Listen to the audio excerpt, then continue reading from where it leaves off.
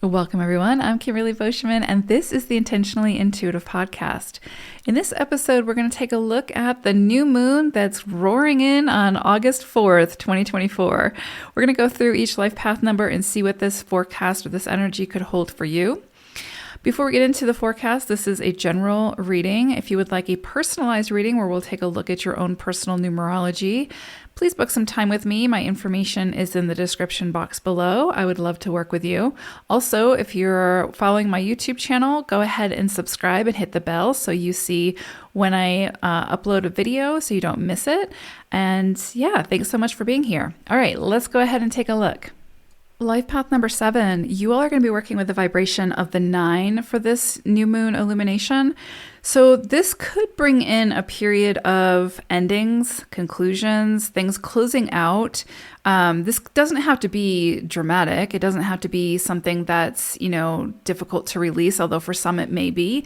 But for a lot, this could just be you sort of no longer procrastinating on a certain project, getting focused, getting serious about it, and completing it, right? So closing that out, getting it off your plate, and opening yourself up to whatever else wants to come in for this next chapter. But this is a cycle closing out at this time, or could be a cycle closing out at this time. For some of you who have been moving through karmic connections, this could be a time when those karmic connections close out, the lessons have been learned, each soul has done their due diligence in that connection, and it's time to move on to, other situations, other karmic relationships, other karmic experiences. So you could see those karmic cycles closing out. You could also see new karmic cycles coming in at this time. And again, karmic cycles can be with partners, friends, colleagues, you name it, an experience, a circumstance, self-belief systems, et cetera, et cetera. So you could see that a cycle that you've been working on for a period of time close out now as a new cycle comes in. Definitely a time for letting go of what is no longer serving you. The 9 cycle, whenever it comes through, it has a really good timing in that it's able to come in and sort of by divine intervention, remove whatever it is that we have been unable to remove ourselves. So when there's an area that needs to have closure, if we haven't sort of been able to close it out ourselves, the 9 cycle will come in and do it for us if it doesn't serve our evolution forward. So for some of you, you may see that this is a period of having to let go, surrender, release. And again, it could be a relationship, could be a career, could be a thought, could be, belief system, etc. This is also a beautiful energy for greater inspirations coming in, new ideas, creativity, artistry.